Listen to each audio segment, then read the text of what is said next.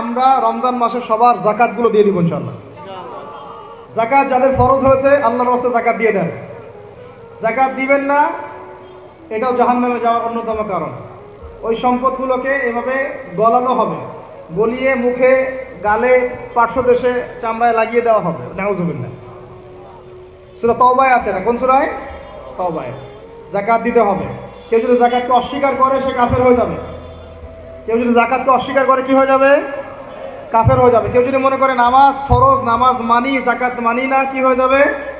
কাফের হয়ে যাবে। এখন আমার কথা হচ্ছে, ইসলামী অর্থনীতির মূল ভিত্তি হচ্ছে জাকাত।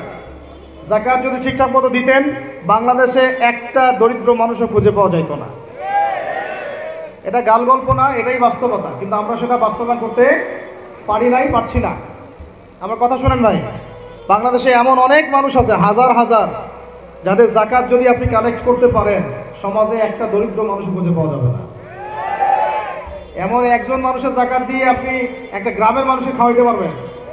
মিলসের মালিক জাকাত দেয় না, গার্মেন্টসের মালিক অনেক জাকাত দেয় না, ফ্যাক্টরি মালিক জাকাত দেয় না, অনেকে কানাডায় বাড়ি ঘর করতেছেন, এখানে জাকাত দেন না। আছে না এরকম?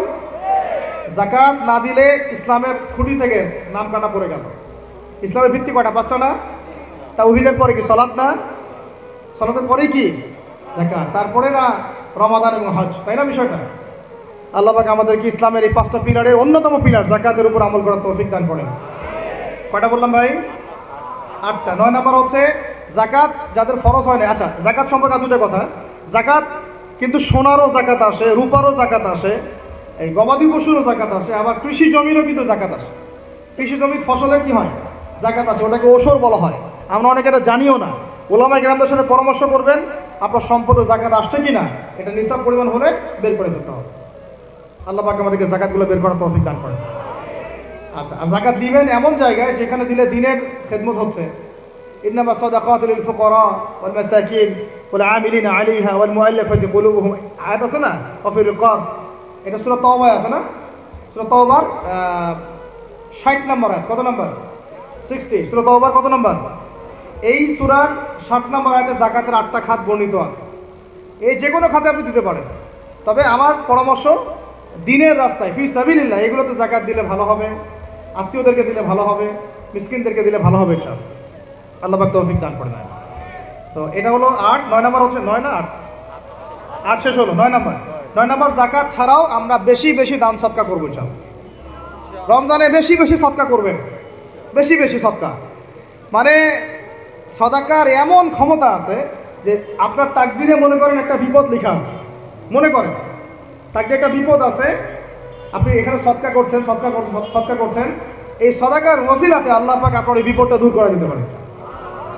একটা রোগ হয়েছে, বিপদে পড়ে গেছেন, এখন যদি গোপনে গোপনে সদকা করতে থাকেন এবং ওই ওসিলায় আল্লাহর কাছে দোয়া করেন যে আল্লাহ এই সদকার ওসিলায় আমার এই বিপদটা তুমি কাটায় দাও, আল্লাহ কাটাই দেবেন।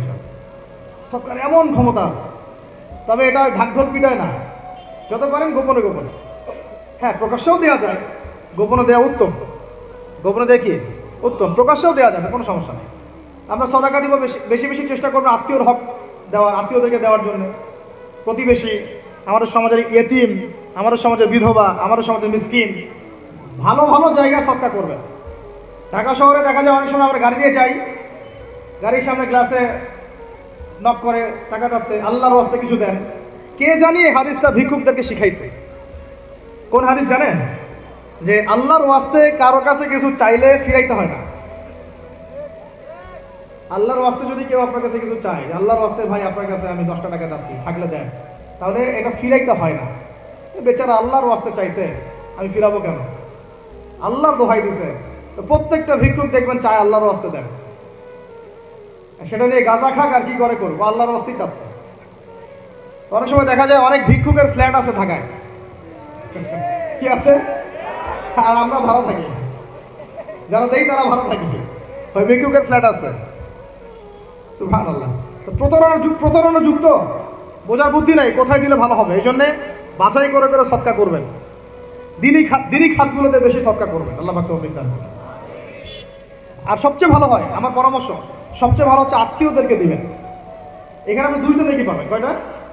এক, আত্মীয়র হক রক্ষা করলেন, হক আদায় করে তার নাকি সৎকার তো করলেন, এটার নেকি আছে। আবার আত্মীয়র সম্পর্ক বজায় রাখলেন, সুসম্পর্ক বজায় রাখলেন, এটা আরেকটা নেকি। আত্মীয়তার সম্পর্ক রক্ষা করা বিশাল ইবাদত।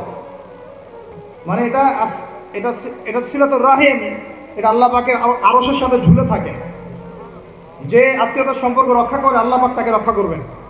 আত্মীয়তার সম্পর্ক যে নষ্ট করে দেয় আল্লাহ পাক এই কেটে ফেলবেন। এটা আত্মীয়তার সম্পর্ক নষ্ট করতে হয় না। আত্মীয়তার সম্পর্ক নষ্টকারী জান্নাতে যায় না। এটা না হাদিস ওস্তাদ, লা ইয়াদখুলুল জান্নাতা কাতিউর রহমি, মানে আত্মীয়তার সম্পর্ক, রক্তের সম্পর্ক যারা কাতি মানে কেটে ফেলে তারা জান্নাতে যাবে না। তো প্রিয় ভাইরা, আমরা আত্মীয়তার সম্পর্ক রক্ষা করবো ইনশাআল্লাহ।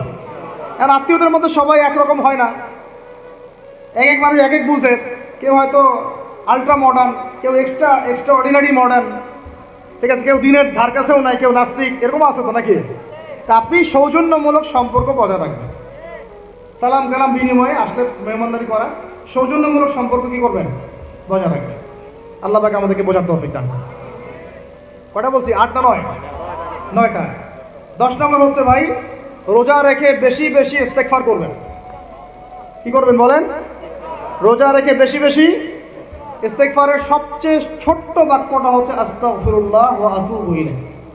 কি বললাম বলেন? আস্তাগফিরুল্লাহ ওয়া আতুবু ইলাইহি। এইটুকু পারা যাবে না? দিনে কমপক্ষে 100 বার। কতবার? দিনে কমপক্ষে 70 বার বা 100 বার। দিনে কমপক্ষে 70 বার বা 100 বার। আরও বেশি পারলে আরও ভালো। ওই যে হিজতুল মুসলিম একটা বই আছে না, বা কিতাবুজ জিকির, কিতাবুদ দোয়া, আল আসকার, এমন অনেক বই পাওয়া যায়। এই বইগুলো কিনবেন, ওখানে দেখবেন অনেক জিকির আজগার দেওয়া আছে, দৈনন্দিন জিকির আজগার দেওয়া আছে, তাসবিহ তাহলিল দেওয়া আছে, সকাল সন্ধ্যার মাসনুন দোয়াগুলো দেওয়া আছে। এগুলো মুখস্থ করেন। কিছু হলেই হুজুর দোয়া করে দেন, হুজুর ফু দিয়ে দেন, হুজুর পানি পরা দেন। আগে হুজুরের উপর ডিপেন্ডেন্সি কেন? নিজে আল্লাহর কাছে চাওয়া শিখেন। সেজদায় গিয়ে আল্লাহকে বলেন, আল্লাহ আমার অসুস্থ, আমি অসুস্থ, আমাকে শেফা দাও। সেজদায় গিয়ে বলেন, আল্লাহুম্মা আতিনা ফিদ দুনিয়া হাসানাহ ওয়া ফিল আখিরাতি হাসানাহ ওয়া কিনা আযাবান নার। হাত উঠান, আল্লাহকে বলেন, আল্লাহ আল্লাহুম্মা আইনি আলা যিকরিকা ওয়া শুকরিকা ওয়া হুসনি ইবাদাতিক। আল্লাহকে বলেন, ইয়া শাফি, ইয়া আল্লাহ, ইয়া রহমান, ইশফিনি, আমাকে শেফা দান করেন। আগে আল্লাহর সাথে কথা বলা শিখেন, তাই না ভাই? তারপরে দোয়া নিবেন, পানি পরাও নিতে পারেন, ঝাড়ফুঁক দিতে পারেন, সেটা আছে বৈধতা অবশ্যই, এটাও ঠিক আছে। কিন্তু আগে আপনি আল্লাহকে চিনতে শিখেন। বেশি বেশি রোজা রেখে ইস্তেগফার করবেন, আল্লাহ পাক তৌফিক দান করেন, আমিন। একটা বইয়ের নাম বলেছে হিজতুল মুসলিম, আল আসকার, কিতাবুদ দোয়া, এরকম অনেকগুলো বই আছে বাজারে। এগুলো কিনে বাসায় মুখস্থ করার চেষ্টা করেন, আল্লাহ পাক তৌফিক এনায়েত করেন, বলি আমিন। কয়টা বললাম? 10টা। 11 নম্বর, আসলে আমার মার্কিংটা উল্টা পাল্টা তো বুঝতে পারতেছি না, ঠিক আছে।